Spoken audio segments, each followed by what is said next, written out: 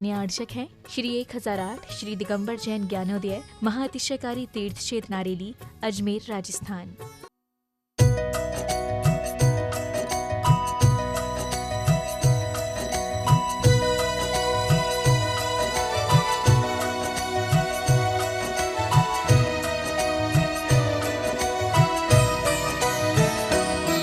हे संत शिरोमणि धरती के, हे संत शिरोमणि धरती के, तुम्हें पता है सबके घट घट की, तुम्हें पता है सबके घट घट की।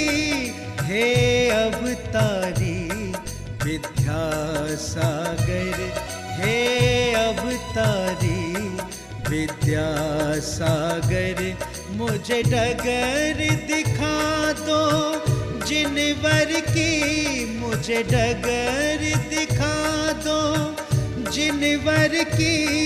हे संत शिरोमणि धरती के।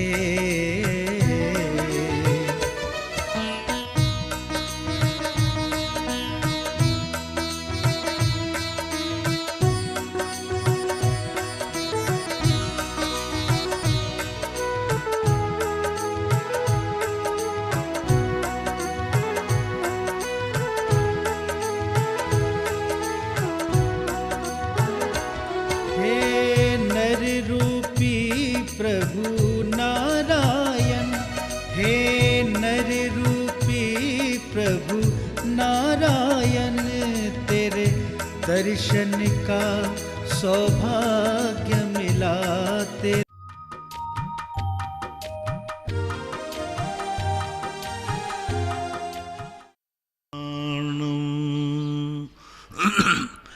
नमो सिद्धार्णं नमो आयर्याणं नमो वज्रायाणं नमो लोये सवशाहूर्णं। पंच परमेष्टि भगवान की जय हो। आचार्य श्री गुरुवर कुंद कुंद महाराज की जय हो। आचार्य श्री गुरुवर विद्यासागर महाराज की जय हो। परम पूज्य निर्यापक मुनि श्री 108 सुधा सागर जी महाराज की जय। जय हो। परम पूज्य निष्कम सागर जी महाराज की जय हो। बनगांव से संस्कार जनन की जिज्ञासा है, पूज्य गुरुदेव के चरणों में नमोस्तु। महाराज श्री मेरी जिज्ञासा है कि जग में जिसको मैं निज कहता हूँ वह छोड़ मुझे चल देता है, मैं आकुल व्याकुल हो लेता, व्याकुल का फल व्याकुलता है। गुरुदेव हम तो गृहस्थ हैं, तो ऐसा क्या करें कि ना तो हमें किसी के ना निज कहना पड़े, ना पर कहना पड़े, और आकुल व्याकुल ना होना पड़े। कृपया समाधान। मोहिनी कर्म एक ऐसा कर्म है जो हमें आकुल व्याकुल कराता है, जिससे हमारा परिचय होता है या हमारा स्वार्थ होता है, उससे जो लगाव होता है वो तोड़ना कठिन है। कभी कभी सामने वाला नहीं तोड़ना देता और कब स्वयं भी नहीं तोड़ना पाता। सामने वाला भी उपकार के बदले कोई अपने मोह भाव प्रदर्शित करता ही है। और जब हम किसी से संबंध बनाएंगे तो संबंध का अर्थ है कोई ना कोई राग द्वेष उत्पन्न हो गई। कम से कम क्रिया रूप में ना सही, विचार रूप में तो वस्तु स्वरूप का चिंतन करना ही चाहिए। और चिंतन करने से इतना जरूर हो जाता है कि तात्कालिक थोड़ा बहुत राग जागता है, बाद में वो दीर्घकालीन नहीं हो पाता।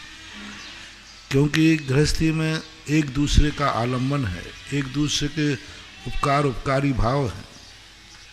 पर चिंतन करना चाहिए कि हमारे साथ ना तो कोई आया है, कौन कहाँ से आया था और कहाँ चला जाएगा।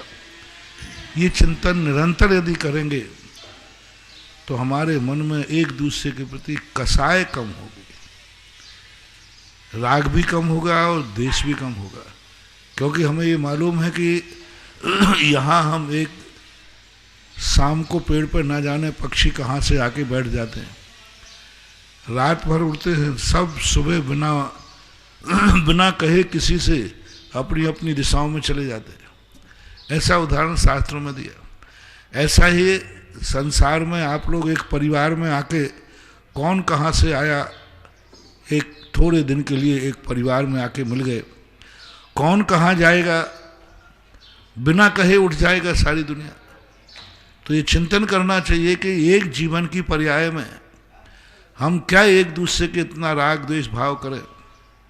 जाने वाला जाएगा, प्रति का नियम है, कहाँ जाएगा कोई भरोसा नहीं, कहाँ से आया था ये भी भरोसा नहीं, त्रियंचों से आया था कि नरकों से आया था कि देवों से आया था, पशुओं से आया था, कहाँ से आया एक इंद्रिय बताओ। भरत चक्रवर्ती के यहाँ 923 निगोद से निकल के आए, कैसी निकृष्ट पर्याय से निकल के चक्रवर्ती के बेटा बने।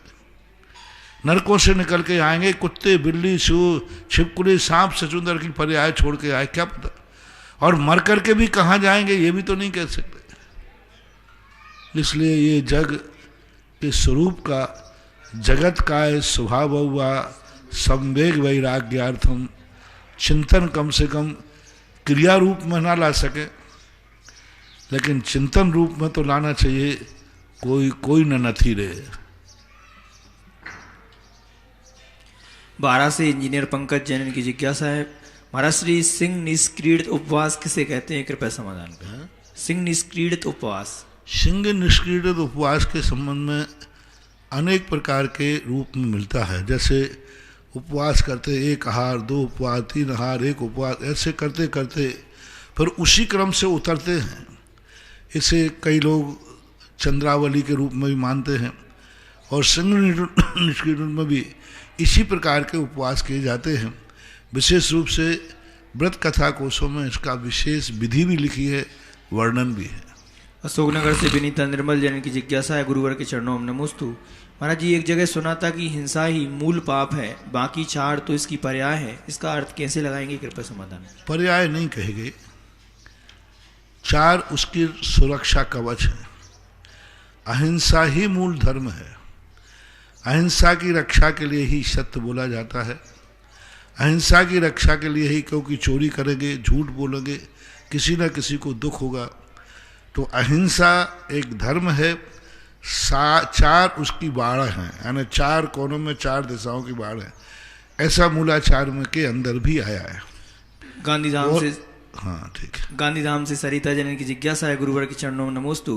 पूज्य महाराज श्री, आपने समय सार जी ग्रंथराज के ऊपर जो प्रवचन दिया वह इतना मार्मिक था, ऐसा लग रहा था कि आप नहीं अपितु समय सार जी ही विराजमान हैं। गुरु जी, सुनकर मन गदगद हो गया। जिज्ञासा है कि गृहस्थों को इस ग्रंथराज को पढ़कर क्या चिंतन करना चाहिए अपनी भूमिका के अनुसार, समय सार ग्रंथ को। समय सार की तो अभी हम व्याख्या कर रहे हैं। समय सार पढ़ने की मनाही नहीं है। समय सार की अनुभूति के लिए मैं 1 महीने से प्रवचन कर रहा हूँ। तैयारी, IAS ऑफिसर बनना और उसकी इंटरव्यू की तैयारी करना, समय सार में प्रवेश करने की तैयारी के लिए मुझे 1 महीने से ऊपर हो रहा है। हमें किस प्रकार की अपनी अपनी मनोवृत्ति बनना है, इतना स्वावलंबी बन जाए कि हम किसी से कोई काम कराएंगे नहीं, किसी से कोई काम नहीं कराएंगे। कितना भी संकट आ जाए सबसे निर्वृत्त होते जाए, निर्वृत्त होते जाए, निर्वृत्त होते जाए। और अभी और प्रवचन चलना है इसके ऊपर। तो योग्यता समय सार की अनुभूति के लिए पढ़ कर के मन तो ललचता है, पढ़ कर के भाव तो आता है ऐसी स्थिति कब हो, लेकिन जब उसका प्रैक्टिकल होता है, एक IAS ऑफिसर को देखकर मन आता है कि मैं कब IAS ऑफिसर बनूं, लेकिन उस IAS ऑफिसर की तैयारी को जब देखते हैं तो सब लोग पीछे हट जाते हैं। ऐसी तैयारी करना पड़े। समय सार भी एक ऐसे ही ग्रंथ है महानुभाव। उसकी तैयारी के लिए अभी जो प्रातःकाल श्रृंखलाबद्ध प्रवचन चल रहे हैं, उनके अनुसार अपने जीवन को बनाओ। यदि बन गए तो समय सार ही तो मैं हूँ, ग्रंथ नहीं है समय सार। समय सार ही मैं हूँ और मैं ही समय सार हूँ। दोनों में कोई अंतर नहीं रहेगा। जिस दिन अनुभूति में आएगा उसी दिन आने समय सार आत्मा, समय आने आत्मा, मैं ही तो समय सार हूँ। ग्रंथ तो एक प्रकार का हमारा दर्पण है, समय सार ग्रंथ हमारी छाया है, वास्तविक रूप में आत्मा ही समय सार है। कोटा से प्रज्ञा जैन की जिज्ञासा है, पूज्य महाराज श्री चरणों नमोस्तु। महाराज श्री, अगर कोई व्यक्ति अपनी वृद्धा माँ से उसका सब कुछ छीन लेता है और अपनी वृद्ध माँ को दुखी करता है, उसके बाद तीर्थ यात्रा करता है और दान करता है, तो उसे कितना पुण्य मिलेगा? कृपया समाधान। कोई व्यक्ति अगर दान करता है, अपनी माँ से सब कुछ छीनने के बाद दान करता है, पूजन अभिषेक करता है, तीर्थ यात्रा करता है, छीन कर। अब देखो, ये सब बातें अपनी अपनी भावना के ऊपर है। क्यों छीना उसने? पापी से छीना कि धर्मात्मा से छीना? अधिकार से छीना कि अनधिकार से छीना? उपयोगिता के लिए कई सब चीजें हैं। एक व्यक्ति ने किसी के हाथ की थाली की रोटी उठा के खा ली, छीन ली, क्योंकि वो मर रहा था, क्योंकि उसके तो अब ये सारी उपयोगिताओं के ऊपर परिणाम देके एक कोई निश्चित मापदंड हम नहीं कह सकते हैं। पहले सारा अभिप्राय जानना पड़ेगा कि उसका अभिप्राय क्या है। बिलवाड़ा से दिव्या शाह, इनकी जिज्ञासा है, महाराज श्री, हमारे जीवन में तिथि दिवस इनका क्या प्रभाव पड़ता है? जैसे लोग कहते हैं आज चतुर्थी है, आज अमावस्या है, जल्दी नहीं, आज अमावस्या है, थोड़ा ये सुनाई मत में करो, कमाल है। आज गुरुवार है, तुम्हारा जी इसका वास्तव में हमारे जीवन में क्या प्रभाव पड़ता है? समाधान। इसका संबंध ज्योतिष से है और ज्योतिष के जो दिनों के जो बार हैं अनादि अनंतकालीन हैं, और ज्योतिष का इसका संबंध पड़ता है, तो एक नैमित्तिक संबंध है, तो स्वीकार करना चाहिए। कोटा से नविता जन की जिज्ञासा है, मुनिवर के चरणों में त्रिवान नमोस्तु। महाराज श्री, हम सभी 12 वर्षीय सिलेबस के चतुर्थ वर्ष के शिवरार्थी हैं। एक बात कहनी है, वो यह है कि इस वर्ष तत्वार सूत्र कोर्स में है। हम चाहते हैं यदि तत्वार सूत्र 3 पार्ट में, यानी 1, 2, 3 एक वर्ष, 4, 5, 6 अगले वर्ष, 7, 8, 9, 10 अगले वर्ष तक पढ़ेंगे तो कंसेप्ट विषय का डीप नॉलेज जानकारी ज़्यादा ले पाएंगे, साथ ही इस विषय में मजबूत होगा।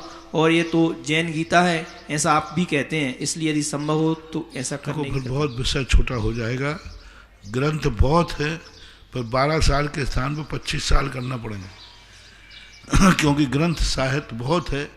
अभी भी इतना 12 साल में भी 10% ही ग्रंथ लिए जा रहे हैं। ऐसी बात नहीं है, तत्वार सूत्र 1 साल काफ़ी है, बहुत होता है 1 साल तत्वार सूत्र के लिए। हाँ, उसमें फिर सर्वार सिद्धि ग्रंथ हो, राजवार्थिक वाला, मूल तत्वार सूत्र में 3 साल लेने में थोड़ा ज़्यादा कम हो जाएगा। कोई अच्छे लोग भी पढ़ने वाले हैं जो 1 साल को ही उनको कम पड़ जाता है। भोपाल से सिद्धार्थ जैन की जिज्ञासा है, पूज्य महाराज श्री के चरणों में नमोस्तु। महाराज श्री, आपने जिज्ञासा समाधान में कहा कि जिन पुण्यात्माओं ने नंदीश्वर द्वीप में जिनालय बनाकर खुद को धन्य किया है, उन पुण्यात्माओं को भविष्य में देव योनि में जन्म लेकर साक्षात नंदीश्वर द्वीप के दर्शन का सौभाग्य प्राप्त करेंगे।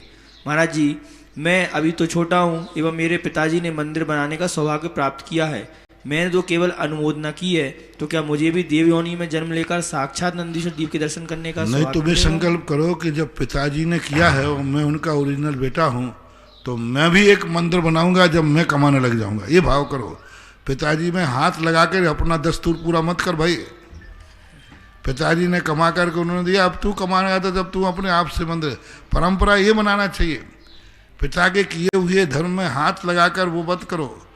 तुम स्वयं जब हो जाओ तो अपने पिता की परंपरा को निभाओ और भावना करो, मैं भी जब पिताजी जैसा हो जाऊंगा तो मैं भी एक जिनालय बनाऊंगा, तो जरूर तुम्हें वही फल मिल जाएगा। बेंगलोर से जया विमल चौधरी, इनकी जिज्ञासा है, पूज्य महाराज श्री के चरणों में त्रिवार नमोस्तु।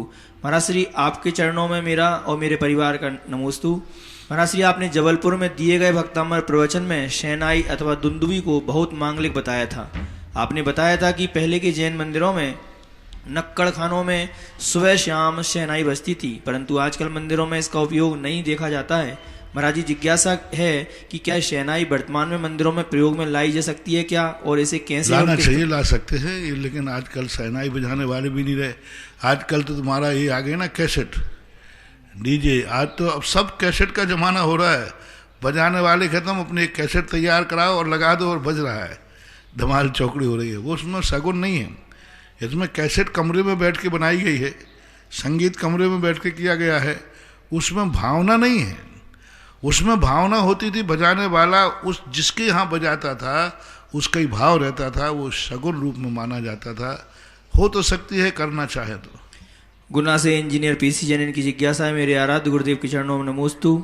महाराज श्री, श्रीपाल ने ऐसा क्या कार्य किया था कि उन्हें और उनके 700 साथियों को कोढ़ रोग हो गया था? कृपया समाधान। कोई विशेष वर्णन तो नहीं, यही मिला कि उन्होंने मुनियों की किसी निंदा की थी और उनके प्रति घृणा भाव किया था, ये परिणाम बनता है। जैन कॉलोनी इंदौर से डॉक्टर कल्पना जैन, गुरुवर के चरणों में नमोस्तु।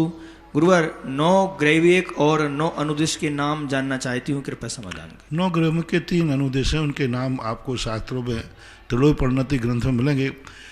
3 अनुदेश हैं, 3 इस प्रकार से 9 ग्रैविक माने, अधो मध्य और ऊर्ध्व ग्रैविक हैं, और ऊपर जाकर 9 अनुदेश हैं। 9 अनुदेशों के नाम कुचित कदाचित मिलते हैं, 9 ग्रैविकों के नाम आपको मिल जाएंगे, पूरे देख लेना। जैन कॉलोनी से इंदौर से एक जिज्ञासा और है, महाराज दुख और शोक में क्या अंतर है, कृपया समाधान करें। दुख अलग चीज़ है, शोक अलग चीज़ है। दुख का अर्थ होता है पीड़ा, और शोक का अर्थ होता है गम। पीड़ा कुछ भी नहीं है, इष्ट का वियोग हो गया, शोक में चले गए, वह चला। कोई तुम्हें कष्ट नहीं दे रहा, कोई पीड़ा नहीं दे रहा है, कोई तुम्हें परेशान नहीं कर रहा है, लेकिन उसके वियोग में गम हो जाता है। दुख में पीड़ा होती है, ऐसा मानना। दोसा से रंजना जैन इनकी जिज्ञासा है, गुरुवर के चरणों में नमोस्तु। महाराज श्री आदिनाथ भगवान की आयु 84 लाख वर्ष पूर्व की थी, तो यह पूर्व और पूर्व अंग कितने समय का होता है? 84 लाख में 84 लाख का गुणा करने पर एक पूर्व आता है। ऐसे 84 लाख पूर्व थे, 84 पूर्व नहीं, 84 लाख में 84 लाख का गुणा कर दो, एक पूर्व आएगा। ऐसे 84 लाख पूर्व की आयु थी, ऐसा आप निकाल लेना। महाराज जी छद्मस्त अवस्था किसे कहते हैं, कृपया बताने। छद्मस्त अवस्था का अर्थ होता है उस अदृश्य वस्तुओं को, उन अदृश्य वस्तुओं को स्वीकार करना जिनके संबंध में हम ज्ञान नहीं है मेरा, जिनका हमारा साक्षात्कार नहीं है, जिनका हमारा एक प्रकार का स्वीकार करने के लिए हम तैयार हैं लेकिन जानते नहीं हैं। छद्मस्त से बोलते हैं। इंद्रिय प्रत्यक्ष जो है वो तो सबको मालूम है, लेकिन हमारे छात्रों में छद्मस्त 12वें गुणस्थान तक होता है। उस मार्ग पर चल चुके हैं, उस मंजिल पर पाने के चल चुके हैं जिस मंजिल हमने देखी नहीं है, उस तत्व को पाने चल चुके हैं जो तत्व हमने देखा नहीं है, उस अदृश्य सिद्ध स्वरूप को पाने चल गए जो हमारे ज्ञान का विषय नहीं है। हम उस आत्मा को वैसी बनाना चाहते हैं जैसी आत्मा मेरे ज्ञान का विषय नहीं है। तो जो केवल ज्ञानी आदि सर्वज्ञ भगवान द्वारा बताए हुए मार्ग को अपना स्वयं का मार्ग मानकर उनके द्वारा देखे हुए तत्व को मैंने देखा, ऐसी परिणति जब मानी जाती है उसको छद्मस्त काल बोलते हैं।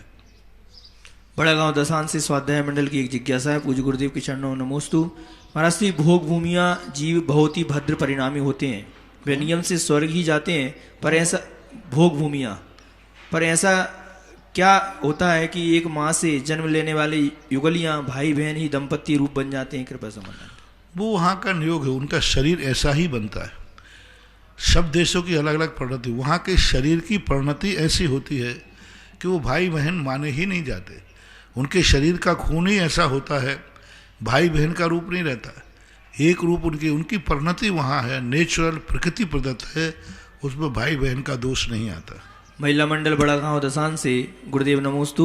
महाराज श्री वर्तमान समय में प्रभावना करने के उद्देश्य से महिलाएं जुलूस आदि कार्यक्रमों में बैंड बाजा बजाती हैं, सिर पर पगड़ी लगाती हैं, नाटक आदि मंचन करती हैं। इसमें महिलाओं को पुरुषों का रोल करना पड़ता है, तो महाराज श्री क्या इसमें उनको नीच गोत्र का बंद होगा? कोई बात नहीं, उच्च गोत्र का बंद होगा, पुरुष के ही तो रोल कर रहे हो। अच्छा है, कोई बात नहीं है, ऐसा होता है। पीयूष जैन इनकी जिज्ञासा है, गुरुदेव के चरणों में नमोस्तु। महाराज श्री राम रावण युद्ध के समय जब रावण का मरण हो जाता है, तो अकेले बैंड बाजे के लिए हमारे यहाँ तो ऐसे हुए, कई राजकुमारियों ने राजकुमार का भेष धर के राज्य किया है, राज्य किया राजकुमार का भेष, छद्म भेष धारण करके। उनके कोई पुत्र नहीं था, राजकुमारी बनकर राजकुमार बनी और राज्य करती रही, किसी को मालूम नहीं कि राजकुमारी है।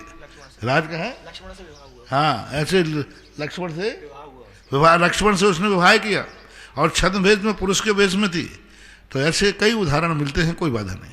बड़ा गांव दसान से पीयूष जैन की जिज्ञासा है, महाराज श्री राम रावण के युद्ध के समय जब रावण का मरण हो जाता है तब विभीषण तो शोकाकुल हो जाते हैं, परंतु राम का संपूर्ण सैन्य दल खुशियां मनाता है। तो क्या इस खुशी को हिंसानंदी रौद्र ध्यान के अंतर्गत रखा जा सकता है? नहीं, हिंसानंदी नहीं कहलाएगा, क्योंकि पापी का मरण होने पर उसकी खुशी मनाना में हिंसानंद नहीं होता। क्योंकि हमेशा डाकू पापी अत्याचारी जब मारे जाते हैं तो उस खुशी में वो नहीं माना, उसका एक ही माना जाता है कितना बड़ा अत्याचार बच गया, कितना पाप बच गया, एक नारी का धर्म बच गया। नहीं, ये हिंसानंद के अंतर्गत नहीं आएगा, गृहस्थ को विरोधी हिंसा के अंतर्गत आएगा। विद्याजन की जिज्ञासा है, गुरुदेव के चरणों में नमोस्तु। गुरुवर नारायण, कृष्ण और लक्ष्मण पर जब दिव्य अमोघ अपराजित सुदर्शन चक्र शत्रुओं द्वारा चलाया गया तो उनके आयु कर्म की उदीर्णा नहीं हुई, लेकिन दूसरी ओर तिनके के समान साधारण से तीर ने और एक झूठे समाचार ने कृष्ण एवं लक्ष्मण के आयु कर्म की उदीर्णा करा दी। ऐसा नियोगी कहा, चक्र उनके ऊपर चल ही नहीं सकता था। जरासंध ने श्री कृष्ण के ऊपर चक्र चलाया, वो चल ही नहीं सकता, क्योंकि ये नारायण थे, पृथ्वी नारायण थे। किसी प्रकार छोटे का चक्र बड़े पर नहीं चलेगा, क्योंकि नारायण बड़ा होता है, पृथ्वी नारायण छोटा होता है। और तिरके पर चलना ये उनके एक प्रकार का कहना चाहिए आयु का क्षय और निमित्त था। चक्र तो उन पर चल ही नहीं सकता, वो नियोग है, इसलिए वो नहीं चला, ऐसा मानना चाहिए। 12 से इंजीनियर पंकज पाटनी की जिज्ञासा है, पूज्य महाराज श्री के चरणों में नमोस्तु। महाराज श्री, नियम संलेखना और यम संलेखना किसे कहते हैं, इनमें क्या अंतर है, कृपया समाधान। नियम संलेखना कहलाती है कोई तात्कालिक हमने उपसर्ग देखा और मुझे दिख रहा है कि बचना मुश्किल है, फिर भी बच सकता हूँ, तो तात्कालिक नियम संलेखना ले लेते हैं कि जब तक मेरे पे उपसर्ग है, यदि मेरे प्राण निकल गए तो मैं अन्न जल का त्याग करता हूँ, यदि प्राण बच गए तो मैं पुनः जीवन जीऊँगा, तो ये कहलाती है नियम संलेखना। और यम संलेखना कहलाती है कि नहीं, मैं अब मरण पर्यंत तक किसी भी अवस्था में मैं पुनः त्यागी हुई वस्तु को ग्रहण नहीं करूँगा, ऐसा। पेंड्रा रोड छत्तीसगढ़ से वेदचंद जैन पत्रकार, इनकी जिज्ञासा है, पूज्य महाराज श्री के चरणों में नमोस्तु। महाराज श्री, सामान्यतः गृहस्थ श्रावक स्वर्ग के सुखों को पाने की आकांक्षा रखता है और पुण्यार्जन कर देवगति की कल्पना करता है, जबकि पूज्य आचार्य श्री विद्यासागर जी महाराज स्वर्ग पाने को अधर में झूलने की भांति बताते हैं। आचार्य श्री ने बताया था कि ये ठीक वैसा ही है जैसा आसमान से गिरे खजूर पर अटके, नर जन्म देवगति से उत्तम है।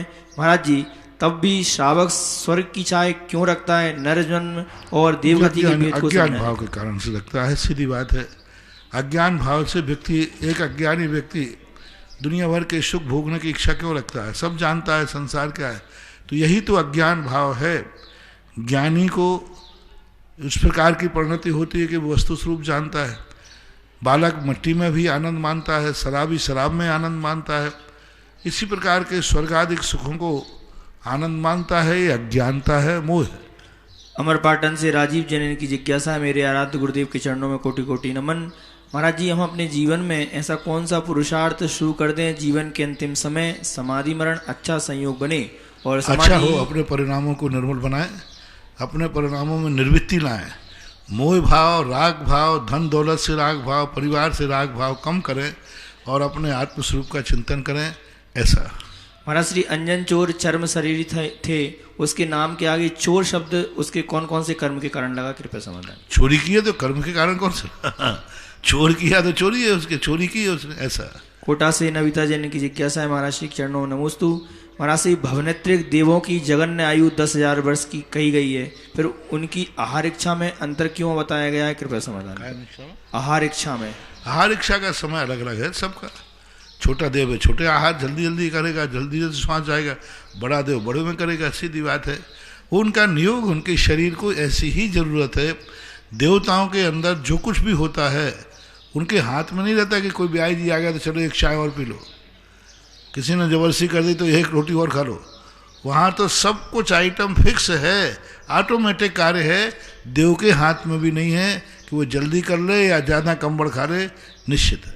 अंकुर कॉलोनी सागर से ऋषभ जैन की जिज्ञासा है, गुरुवर के चरणों में नमोस्तु। गुरुवर, बिजोलिया में पार्श्वनाथ भगवान को केवल ज्ञान हुआ, कुबेर ने तत्काल समोसरण की रचना कर दी। जिज्ञासा है कि इतने कम समय में समोसरण में सब गणधर 7 प्रकार के मुनि श्रावक श्राविका कहाँ से और कैसे आ गए, कृपया समाधान। क्षण मात्र में चारों तरफ हल्ला हो जाता है। देखो ना, अपने आचार्य से विहार करते हैं, क्षण मात्र में पता नहीं कहाँ से लोग कितने आ जाते हैं और कहाँ बच जाते हैं। वहाँ पर जो है एक मुहूर्त मात्र में सब देवता लोग सब कर लेते हैं। देवताओं को जैसे ही आते हैं देवता सब में समाचार भेज देते हैं और लोगों को लाने करने के लिए देवता कुछ अपनी अपनी सब व्यवस्था। अरे जब एक नेता की सभा होती है तो जो छोटे नेता लोग होते हैं, छोटे भैया, वो सब क्या करते हैं, चारों तरफ से भीड़ को इकट्ठी करके जुटा देते। जब नेता आता तो भरी सभा मिलती है। ऐसे ही देवता वगैरह सब व्यवस्थाएं बनाते हैं, एक अंतर मुहूर्त में सब तरफ से लोग इकट्ठे हो जाते हैं।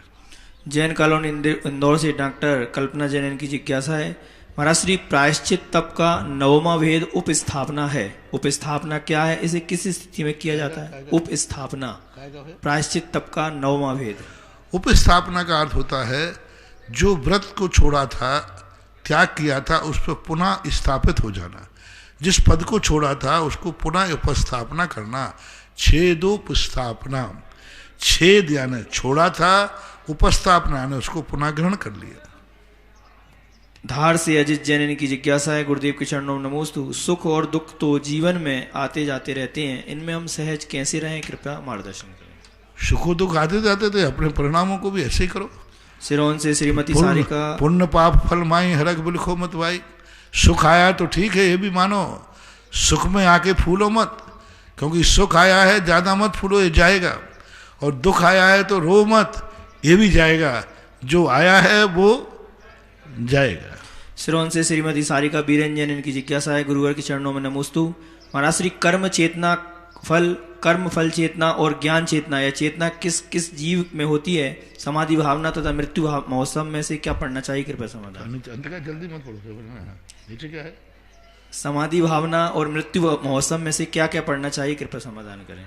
पहली बात है इसमें कि कर्म फल चेतना कहलाती है, एक इंद्रियों के होती है, जो कर्म के फल के अनुसार कुछ अपने जिंदगी में प्रतिकार नहीं कर सकते। जहाँ प्रतिकार न कर सके उसको कर्म फल चेतना कहते हैं। कर्म चेतना का अर्थ है प्रतिकार करना, बचाव करना, सुरक्षा करना, ये कर्म चेतना कहलाती है। ज्ञान चेतना का अर्थ होता है अपने स्वरूप में स्थित हो जाना, न बचाव करना और न कर्म के अनुसार अपनी परिणति करना।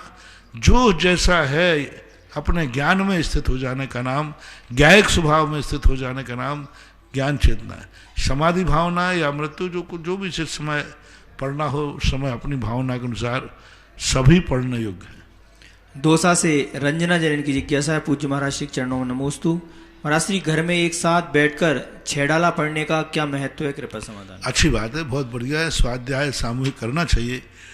पुराने जमानों में राजा महाराजा लोग अपने परिवार मंत्रियों के साथ स्वाध्याय करते थे। ऋषभदेव के पूर्व भावों के संबंध में आता है कि ऋषभदेव का पूर्व भाव का जीव अपने मंत्रियों के साथ बैठकर तत्व चर्चा करते थे। करना चाहिए, स्वर्गों में देवता लोग भी ऐसा करते हैं। इंदौर से श्रीमती प्रियंका जैन की जिज्ञासा है, महाराज श्री विचार हिंसा क्या है? एक गृहस्थ विचार से किस प्रकार से बच सकता है? अपने विचारों से हिंसा का पूछ रहे हैं कि विचार हिंसा क्या है। वैचारिक हिंसा है अपने बैठे बैठे उसका बुरा विचारना, उसका बुरा हो जाए, इसका बुरा करना धरना कुछ नहीं है। यूं विचारना कि उसका नाश हो जाए, उसका बुरा हो जाए, क्रिया धरा कुछ नहीं। तंदुल मत्स्य के समान वैचारिक हिंसा कहलाती है। कटनी से विकास जैन शास्त्री, इनकी जिज्ञासा है, गुरुदेव के चरणों में नमोस्तु। महाराज जी मेरी जिज्ञासा है कि तत्वार्थ सूत्र ग्रंथ में परम परम सूक्ष्मम सूत्र कहा गया है। इसमें कहा गया है कि आगे आगे के शरीर सूक्ष्म होते हैं और उसके बाद अगले सूत्र में कहा गया है कि प्रदेश के अनुसार आगे आगे के शरीर असंख्यात गुण वाले होते जाते हैं। तो यही मेरे भगवान निवेदन है कि किसी सरल उदाहरण के माध्यम से इन दोनों सूत्रों को समझाने की कृपा। कोई भी चीज प्रदेशों की अपेक्षा से कार्बन सोर्स शरीर सबसे ज्यादा प्रदेश वाला है। तेजस से कम, बैक्टीरिया उससे कम, आरक, ये सब, क्योंकि इनके अंदर संख्या, जैसे आप कोई समझ सकते हैं, कोई एक रामदाने या राजगिर का लड्डू है, वो वजन में ज्यादा है कि एक छोटा सा रसगुल्ला ज्यादा वजन में है? और मीठा कौन है ज्यादा? तो इसी प्रकार मानना चाहिए। कोई भारी वस्तु, सोना है, अब थोड़ी से सोने में कितना वजन होता है? बहुत ज्यादा वजन होता है। पीतल की मूर्ति, वही मूर्ति मान लीजिए 5 किलो की बनती है, तो वही सोने की मूर्ति 10 से 15 किलो की बनेगी। इतना भारी मूर्ति की साइज वही रहेगी। तो ये इन कर्मों का प्रदेश जो है, 5 कर्मों के बढ़ते हुए हैं, लेकिन दृष्टि की अपेक्षा, देखने की अपेक्षा, छद्मस्त की अपेक्षा परम परम सूक्ष्म हैं। इंदौर से महेंद्र जैन की जिज्ञासा है, गुरुदेव के चरणों में नमोस्तु। गुरुवर, हर बार परीक्षा धर्मात्मा की कसौटी सत्य की ही क्यों होती है? क्योंकि अधर्मी और असत्य को अधिकांश लोग बिना सोचे समझे अपने स्वार्थी खातिर समर्थन करते हैं। महाराज जी, इस प्रकार की परिस्थितियों में बदलाव कैसे हो, कृपया मार्गदर्शन करें। ये तो अनादिकाल से चलता है, क्योंकि हर व्यक्ति स्वार्थ देखता है। यदि उसको अधर्मी से स्वार्थ की सिद्धि है तो वो अधर्म को ग्रहण करेगा। स्वार्थ की स्थिति और भय के कारण, भय, स्नेह और मोह के कारण से इन प्रकार की घटनाएं घटती हैं। भय, मोह और स्नेह खत्म हो जाए तो फिर इस प्रकार की घटनाएं समाप्त हो सकती हैं। कोटा से वंशिका जैन, इनकी जिज्ञासा है, पूज्य महाराज श्री के चरणों में नमोस्तु। महाराज श्री, मेरी जिज्ञासा है कि पूरा संसार, ये सृष्टि चक्र, ये गतियां, ये सब किसने और कब बनाया? आप कहेंगे कि ये सब अनादिकाल से चलता आ रहा है, परंतु किसी ने तो इन्हें कभी ना कभी बनाया, ये रचाया होगा ना। तो इस सृष्टि चक्र को रचने वाला कौन था? कृपया इसका। किन्हू न करे न धरे को, षड द्रव्य मयी न हरे को। ये सृष्टि का न करता है न धरता है, 6 द्रव्यों के माध्यम से अनादि अनंत काल से होता आया। सूरज में किसी ने अग्नि डाली नहीं, प्रकाश डाला नहीं, वो अपने आप अनादि काल से है। सदा दुनिया की आंखें देखती आई हैं, देखती आ रही हैं, देख रही हैं। तो ये कहलाता है स्वाभाविक स्थितियाँ। और स्वाभाविक जब स्थिति बनती है तो इसका कर्ता धर्ता नहीं होता, इसका आदि अंत नहीं होता। जैन कॉलोनी इंदौर से कल्पना जैन, इनकी जिज्ञासा है, गुरुवर के चरणों में नमोस्तु। महाराज श्री, घातिया कर्म जीव के अनुजीवी गुणों के घातक और अघातिया कर्म जीव के प्रतिजीवी गुणों के घातक हैं। तो ये अनुजीवी और प्रतिजीवी गुण क्या है? कृपया। अनुजीवी गुण वो कहलाते हैं जो आत्मा के साथ त्रिकालिक रहते, जिनका तादात्म्य संबंध होता है, उनको जो ढांकते हैं वो अनुजीवी गुण हैं। और जो उसके सामान्य गुण होते हैं, असाधारण गुण और सामान्य गुण, जो सामान्य गुण को घाटते हैं जो, तो वो प्रतिजीवी गुण कहलाते हैं। और जिनसे उस द्रव्य की पहचान है, जिनसे जाना जाता है कि ये द्रव्य इस पहचान का है, अन्य द्रव्यों में जो गुण नहीं पाए जाए, उसी से उसका लक्षण बनता हो गुण, उनको जो घाटता है वो अनुजीवी गुण कहलाते हैं, ऐसा मानना चाहिए। परम पूज्य आचार्य गुरुदेव श्री विद्यासागर जी महाराज के आज्ञानुवर्ती शिष्य निर्यापक श्रवण मुनि पुंगव श्री सुधासागर जी महाराज के मुखारविंद से होने वाली जिज्ञासा समाधान में जिनवाणी और सुधा कलश चैनल के माध्यम से जिज्ञासा भेजने वाले, सुनने वाले, देखने वाले उन सभी भक्तगणों की ओर से गुरुवर के चरणों में त्रिवार नमोस्तु नमोस्तु नमोस्तु। महाराज जी, आपके द्वारा इस क्षेत्र पर एक अलौकिक नंदीसर की रचना होने जा रही है, और जो बहुत विशाल जगह में विशाल विशाल मंदिरों के साथ बनने जा रहे हैं, उसमें भी एक जिनालय 35 कलश में पूरा मंदिर, जमीन से लेकर ऊपर तक, शिखर तक, वेदी, प्रतिमा आदि सारी उस परिवार के द्वारा पुण्यार्जन की जाएगी। ऐसे नंदीश्वर जिनालय बनाए लेगी। 35 कलश में एक नंदीश्वर जिनालय गुप्त दान में इंदौर से आया। एक बार उनकी भावनाओं के सम्मान में अनुमोदना में ताली हो जाएंगे। सहसकूट जिनालय में एक प्रतिमा श्रीमान राकेश कुमार ज्योति आयुषी दिव्य आर्यन जैन बड़ौदा वाले परिवार सागर। एक सहसकूट की छोटी प्रतिमा 171 की सहसकूट में श्रीमती शशि सुदीप जैन श्याम विहार शिवाजीपुरम लेन नंबर 2 इंदिरा नगर लखनऊ उत्तर प्रदेश से आई है। सभी के दान की अनुमोदना के सम्मान में तालियां। पुनः हम चलते हैं जिज्ञासा समाधान के लिए ऑनलाइन के माध्यम से रिकॉर्डिंग।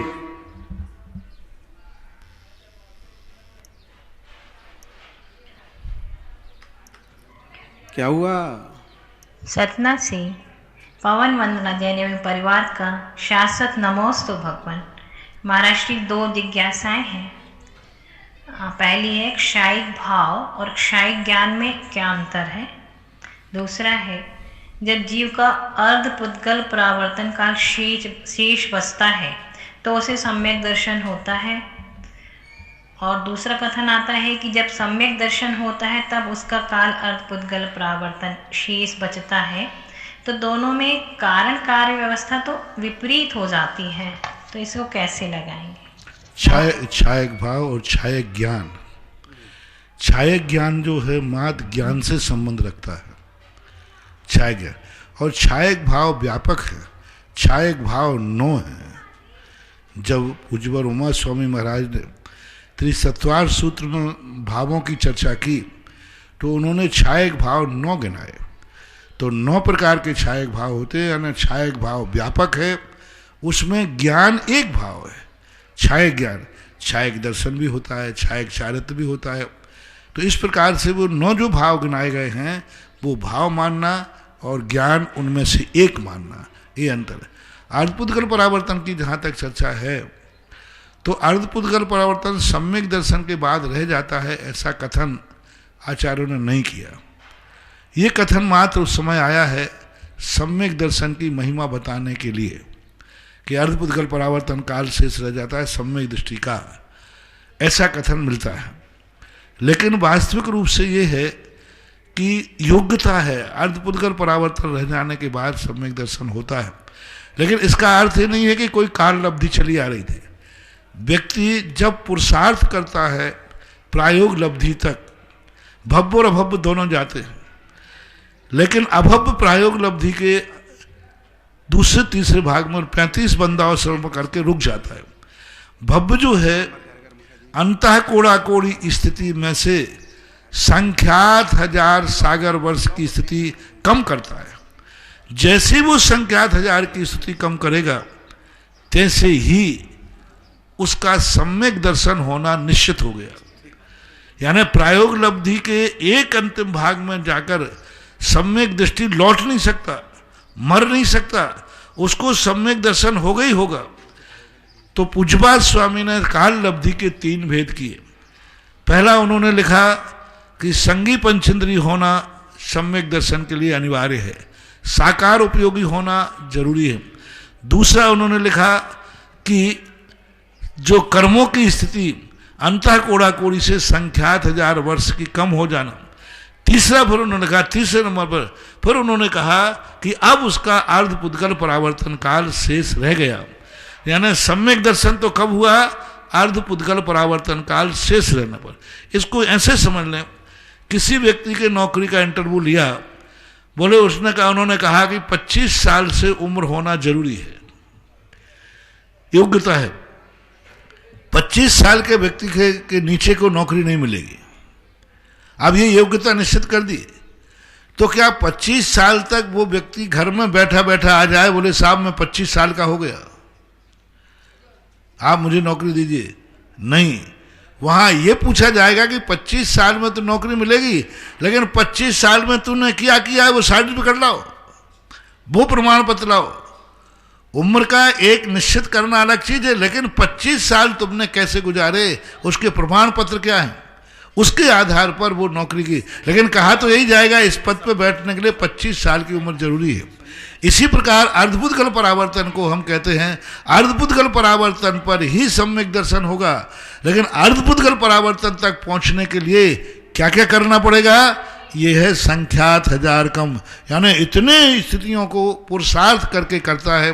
कोई काल में किसी की स्टोरी नहीं लिखी कि इस व्यक्ति का काल आएगा अर्धपुद्गल परावर्तन, ऐसा कोई बही खाता काल में नहीं लिखा है।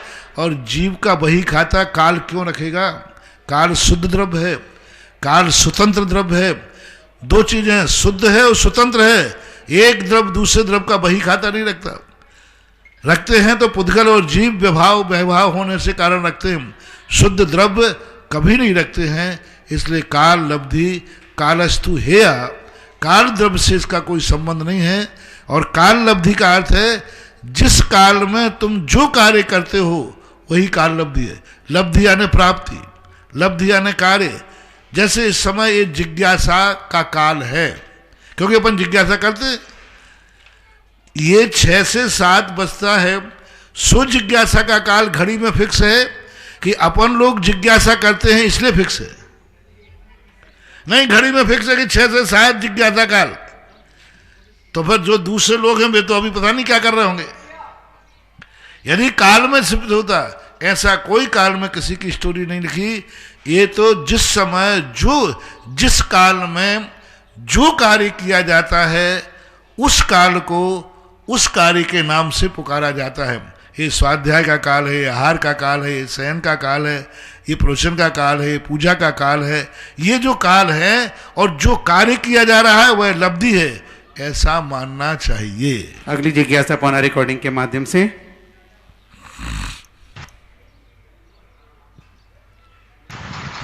नमोस्तु महाराज जी, मैं शेखर जैन नसीराबाद से।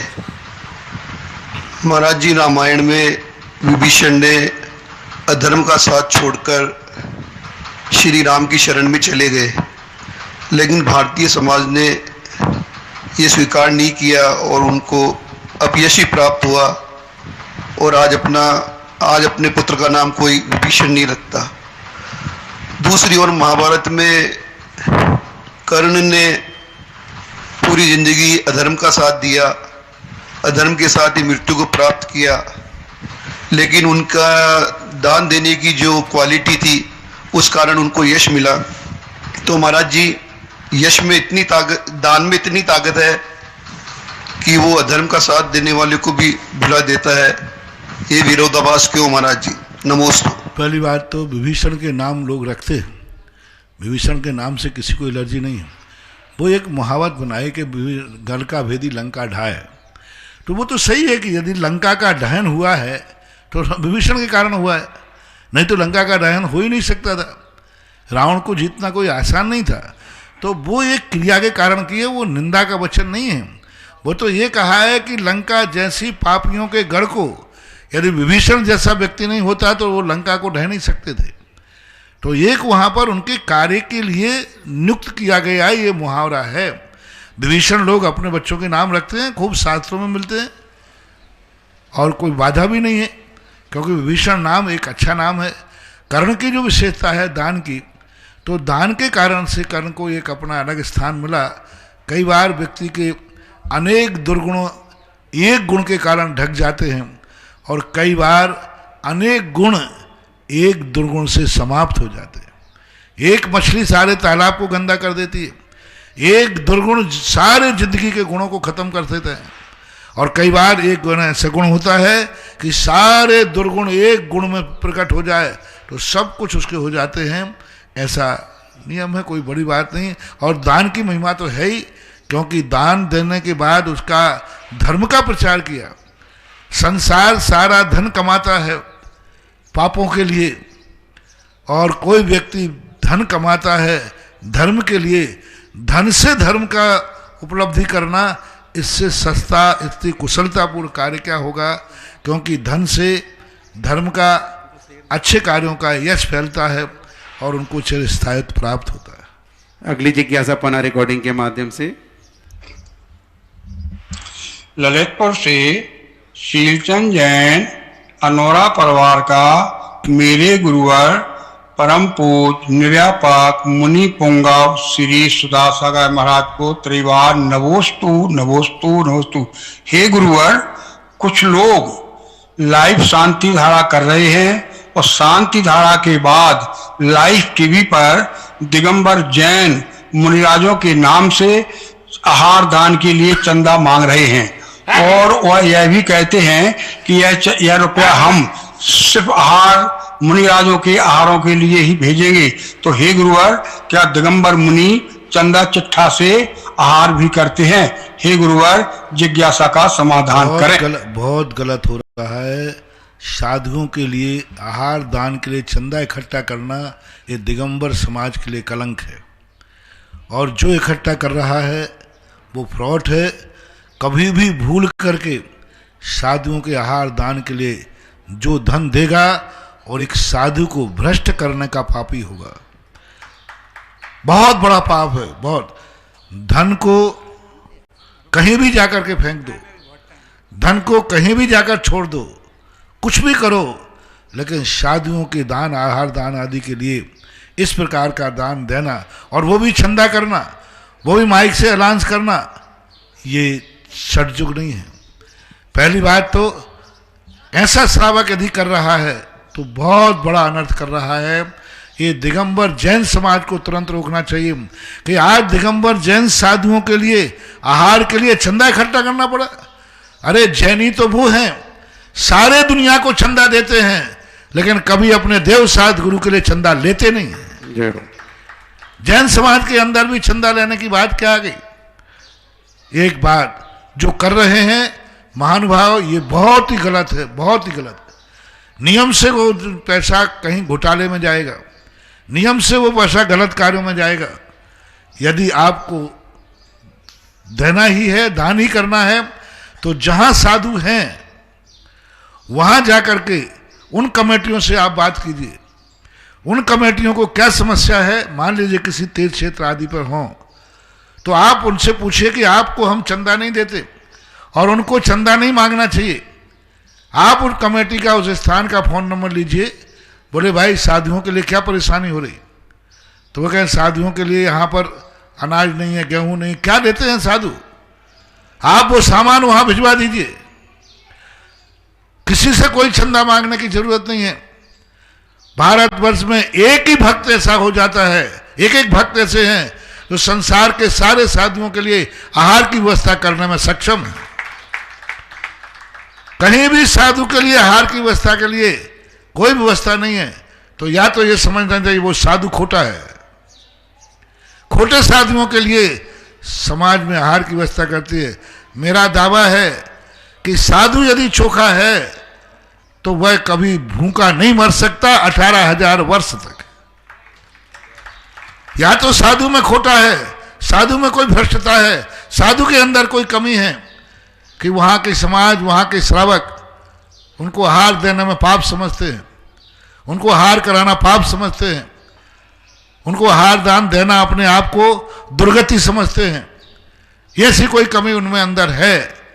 तो ऐसे जिन साधुओं के लिए किया जा रहा है, उन साधुओं का चरित्र क्या है, उन साधुओं का आचरण क्या है, वो साधु किस प्रकार के हैं। मुझे देखता है ऐसे साधु भी चंदा चिट्ठा इकट्ठा करके मात ऐसो आराम करते हैं। साधु के लिए आहार की जरूरत पड़ जाए, अभी सलवार सिद्धि में पढ़ रहे हैं कि साधु मरते मर जाएगा लेकिन कभी अपने लिए याचना ना करेगा और ना दूसरों से करवाएगा आहार आदि के लिए। तो ये परंपराएं यदि चल रही हैं, मैंने सुना नहीं, मुझे पता नहीं, ऐसा होना बिल्कुल भी ठीक नहीं है, बिल्कुल गलत है, दोनों तरफ से गलत है। साधु की साधुता पर कोई ना कोई प्रश्न है, उस साधु की भ्रष्टता, उसके आचरण के अभाव के कारण से उसको आहार दान आदि नहीं मिल रहा है, तो ऐसे साधुओं को मिलना भी नहीं चाहिए। दूसरी बात, जो श्रावक ऐसा कर रहा है वो श्रावक दिगंबर जैन समाज को नीचा दिखा रहा है। अभी अपने श्रावक ऐसे हैं जो साधुओं को क्या, अभी कोरोना टाइम में हमारे जैनी ग्रस्तों की सेवा कर रहे, अजैनों की सेवा कर रहे, कोई भी ऐसे सारे उनके भोजन की व्यवस्था कर रहे, तो क्या जैनी साधु की भोजन की व्यवस्था नहीं कर पाएगा? अजैनों की व्यवस्था कर रहे, सबके लिए भोजन दे रहे। किसी में साधुओं के आहार दान के लिए किसी तीर्थ क्षेत्र पर रसीद में भी कट्टे में, मैं तो जहां जाता हूं सबसे पहले कट्टे में लगाता हूं, आहार दान के लिए पैसा तो नहीं देते हो, हाँ ग्रस्तों के भोजन दान के लिए लो, भोजन आप व्यवस्था कराते हैं, जैसे आपके ग्रस्तों के लिए भोजन व्यवस्थाएं होती हैं उनमें आप देने की कोई बाधा नहीं है। लेकिन साधु के निमित्त से ऐसा हो रहा है तो गलत है। मेरे विचार से ऐसा नहीं होना चाहिए, ना आगम सम्मत है, ना गरिमापूर्ण है और ना उचित है। अगली जिज्ञासा पवन कासलीवाल पारोली। पूज्य गुरुदेव के श्री चरणों में मेरा त्रिकाल बार नमोस्तु नमोस्तु नमोस्तु। गुरुदेव, धर्म प्रेमी बंधुओं की भारी डिमांड थी कि देशनोदेव तीर्थ क्षेत्र पर आपके मुखार बिंद से जो प्रतिदिन शांति धारा होती है वह उसी दिन लाइव दिखाई जाए और उचित समय पे, जिससे क्या प्रवचन से पूर्व वो सभी देख सके। तो हमने ये प्रयास करा तथा भक्तों का ये ऐसा क्या पुण्य था कि पारस चैनल के द्वारा 8:05 पर हमारे को शांति धारा दिखाने का समय दिया गया तथा इसका पुण्यार्जक परिवार भी तुरंत मिल गया। तो कृपया जिज्ञासा का समाधान कीजिए कि ऐसा क्या पुण्य का उदय पुण्य तो है, उन जीवों का पुण्य है जिनके नाम से शांति धारा हो रही है। सबसे बड़ा पुण्य है, उनका पुण्य है जिनको इस शांति धारा के निमित्त से इस महाबीमारी से निजात पाना है। उनका पुण्य है जिन्होंने भगवान की भक्ति का विशेष आशीर्वाद मिलने वाला है। उनका पुण्य है जिनके अंदर जो अशुभ कर्मोदय में आए वे शुभ में परिवर्तन होने के लिए है। उनका पुण्य है कि कर्म बंद अशुभ उदय में आने वाला है, लेकिन शांति धारा के माध्यम से अशुभ का समन होकर शुभ की उपलब्धि कराई जाती है, तो बहुत बड़ा पुण्य होता है। और ऐसे जो शांति धारा को लाइव करवाते हैं दातार लोग, उनको बहुत भारी पुण्य लगता है, क्योंकि इतने लोगों को साधु के मुख से शांति धारा सुनने का मौका मिला।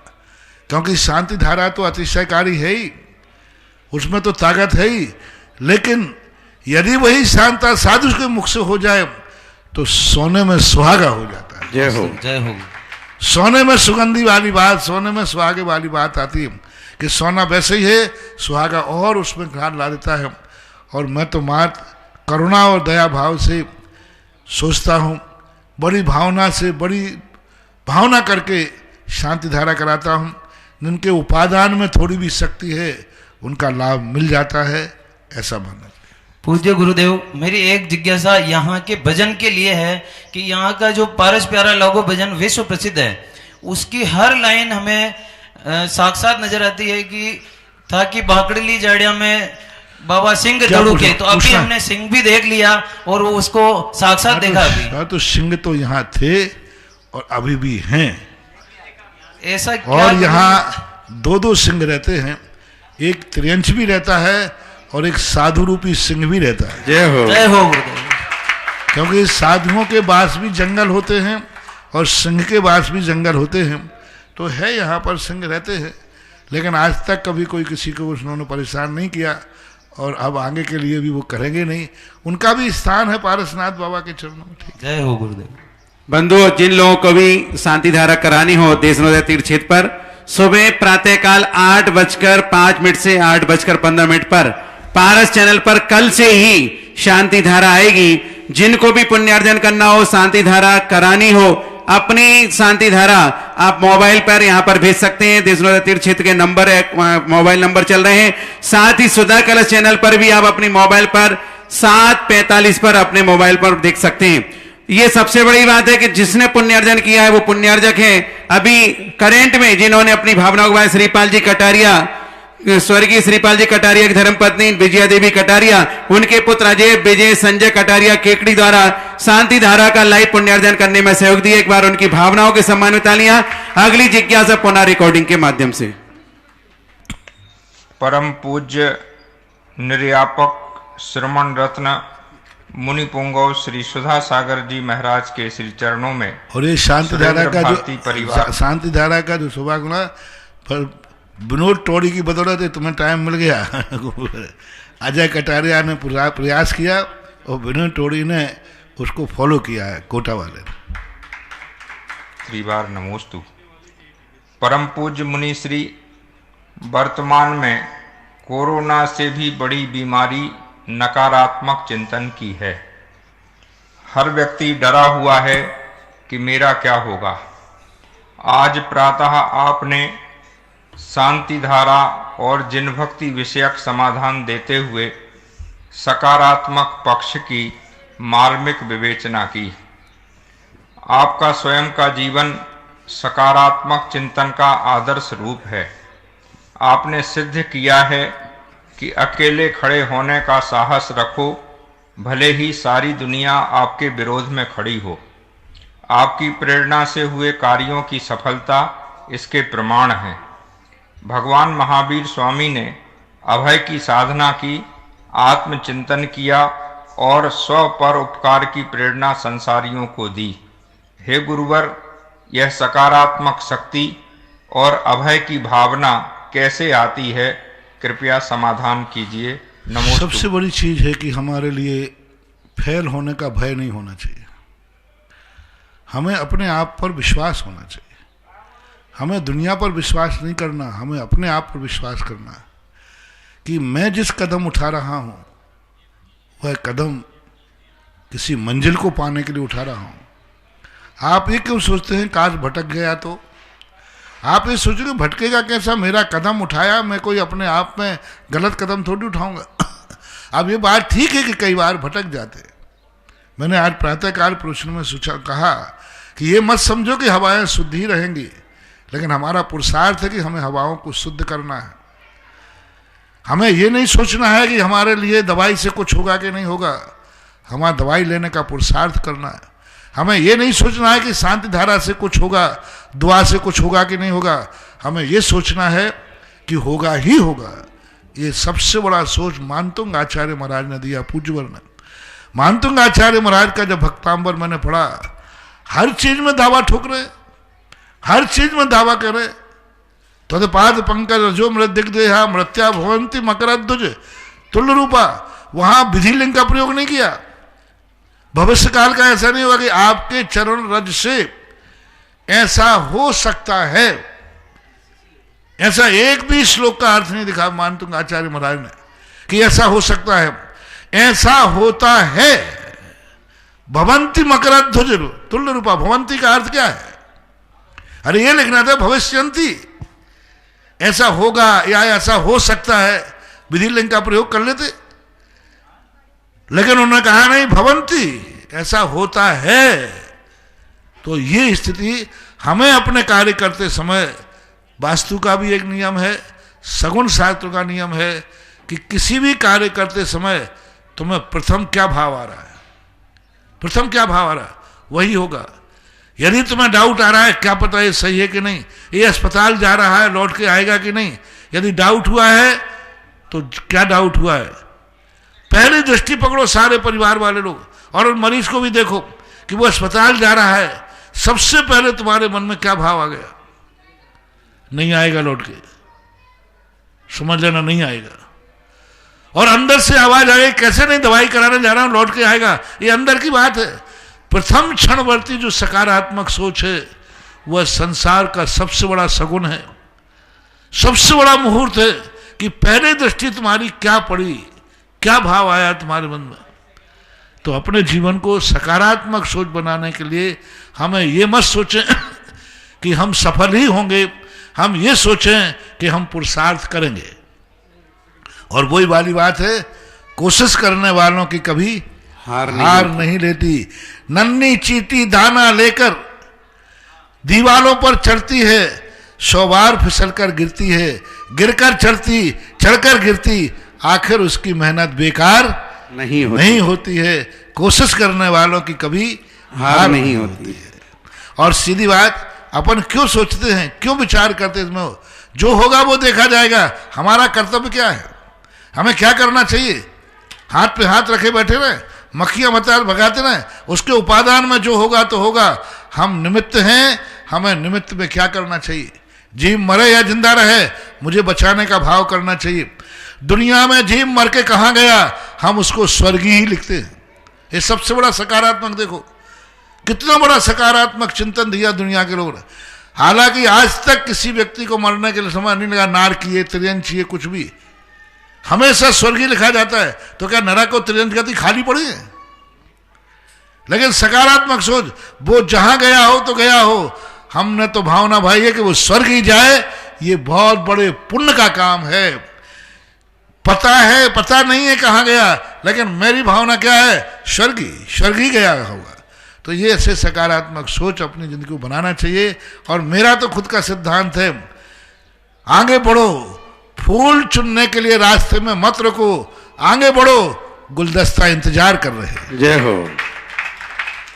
एक और प्रतिमा स्वर्गीय संतोष कुमार झांझरी धर्मपत्नी शांता देवी झांझरी की पुण्य स्मृति में निर्मल, विमल, कल्पना, अखिल, प्रखर झांझरी, विशनिया वाले, आजाद नगर, चंद्रशेखर आजाद नगर भीलवाड़ा, और तीर्थ रक्षक में श्रीमती मखमलीबाई सेठी माधो बस्तिका परिवार इंदौर, पौत्र अभिषेक पूजा आयरलैंड यूरोप, धवल डॉक्टर श्रेया सेठी, पुत्र प्रवीण मधु सेठी परिवार इंदौर। अगली जिज्ञासा पुनः रिकॉर्डिंग के माध्यम से। निर्यापक श्रमण परम पूज्य गुरुदेव मुनिश्री के श्री चरणों में बारंबार नमोस्तु। महाराज जी, वर्तमान में कोरोना महामारी से पूरा विश्व त्रस्त है। घर घर में अशांति और नकारात्मक ऊर्जा लोगों के घर कर रही है। ऐसी स्थिति में आपके उपदेश से प्रेरित होकर के श्री भक्तामर महापाठ जो घर घर में हो और सर्व जगत में सुख शांति हो, हर घर में एक सकारात्मक ऊर्जा का संचार हो, ऐसी भावना रखते हुए आपके आशीर्वाद और आपकी प्रेरणा से श्री दिगंबर जैन श्रमण संस्कृति संस्थान के माध्यम से 21 दिन का संकल्प लेकर के श्री भक्तामर स्तोत्र का पाठ किया जा रहा है। आपके जिज्ञासा समाधान समाप्त होने के पश्चात सायंकाल 7:30 बजे से यह पाठ संस्थान में स्थित श्री मंदिर जी से प्रारंभ किया जाएगा। जो भी महानुभाव इसमें जुड़ना चाहते हैं वे जूम ऐप के माध्यम से इसमें जुड़ सकते हैं। पूज्य गुरुदेव के श्री चरणों में निवेदन है, हे भगवान, इस निमित्त हम और क्या प्रयास करें, आपका दिशा निर्देश चाहिए। नमोस्तु भगवान, नमो। प्रतिदिन प्राय किसी न किसी बहाने से कह रहा है, हर व्यक्ति को इस समय एक दूसरे के सहयोग की जरूरत है। कैसा भी सहयोग हो, मानसिक, भावनात्मक, धार्मिक, धनात्मक, वस्तुआत्मक, साहसात्मक, जो जैसा बने वैसा करो।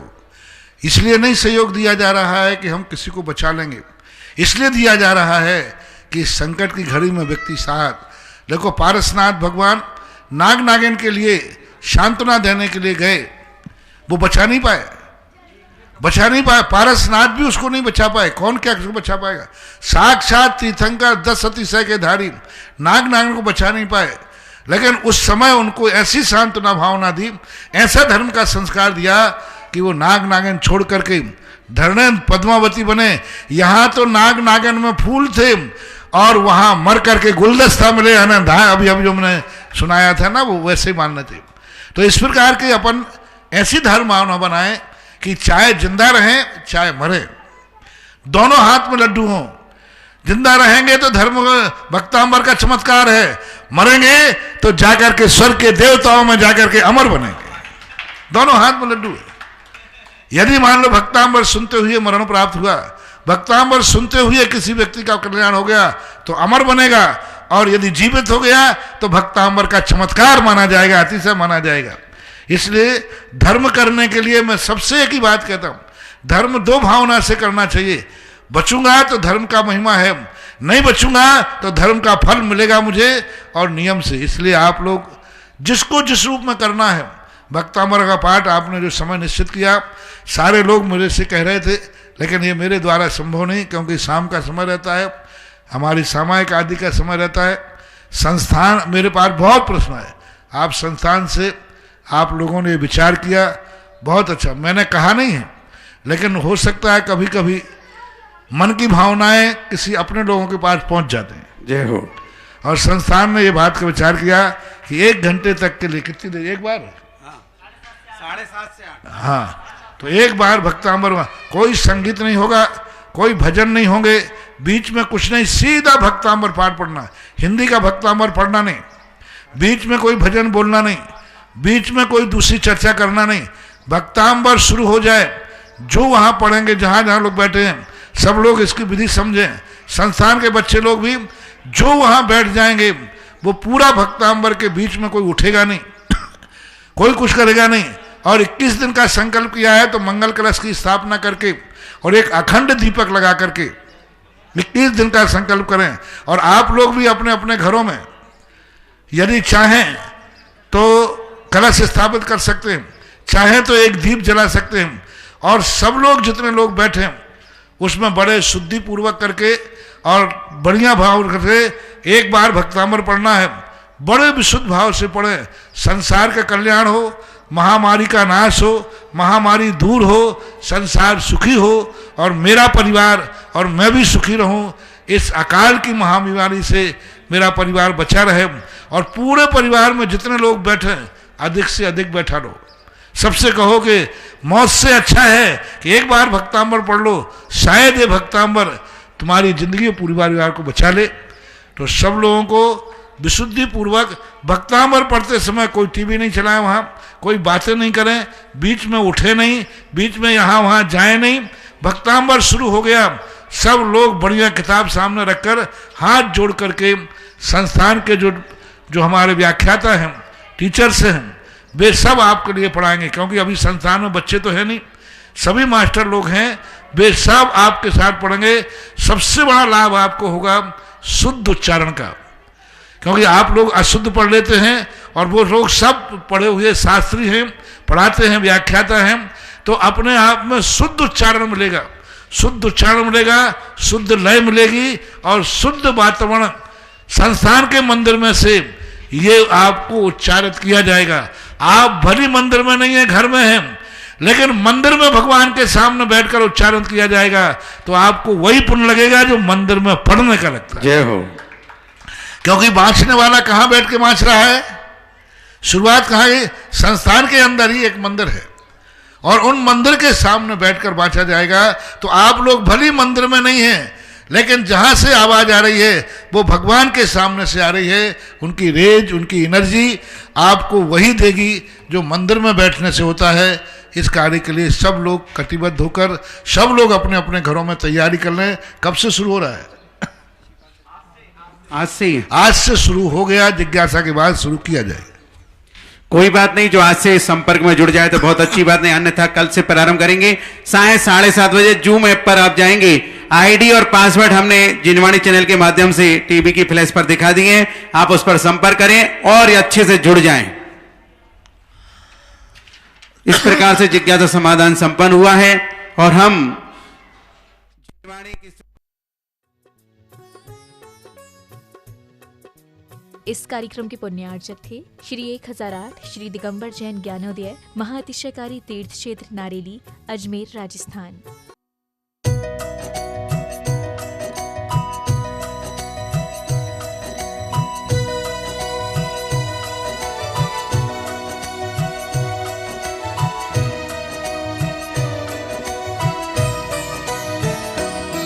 हे संत शिरोमणि धरती के, हे संत शिरोमणि धरती के, तुम्हें पता है सबके घट घट की, तुम्हें पता है सबके घट घट की। हे अवतारी विद्यासागर, हे अवतारी विद्यासागर, मुझे डगर दिखा दो जिनवर की, मुझे डगर दिखा दो जिनवर की। हे संत शिरोमणि धरती के।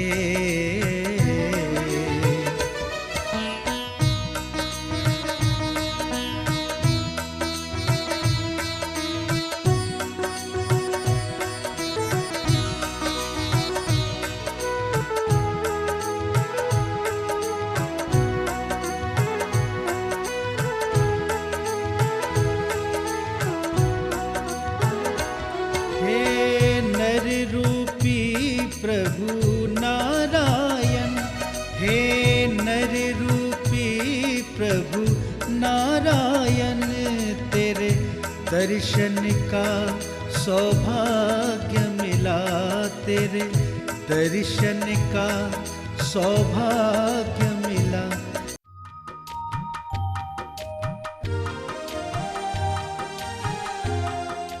कोरोना महामारी के इस आपदा काल में पुण्यार्जन का महाअवसर। क्षेत्र पर प्रतिदिन मुनि सुब्रतनाथ भक्तामर विधान, जिसकी राशि 1,51,000 रुपए, क्षेत्र रक्षक 1,11,000 रुपए, एक गाय आजीवन गोद 1,11,000 रुपए, भक्तामर आरती प्रतिदिन दीपक सहित 2,500 रुपए। त्यागी व्रतियों के भोजन की व्यवस्था के लिए निःशुल्क भोजन कराया जाता है, जिसकी सालाना राशि 1 लाख रुपए। प्रतिदिन गौशाला में हरा चारा एक दिन की राशि 21,000 रुपए। और भी बहुत सारी योजना है। निम्न नंबर पर आप संपर्क कर सकते हैं। अध्यक्ष श्री मनीष जैन गधिया 9829008908, महामंत्री श्री अतुल जैन दिलवारी 9829070625, कोषाध्यक्ष श्री मिश्री लाल जैन गदिया 9414993780। क्षेत्र प्रभारी बाल ब्रह्मचारी सुकांत जैन 992809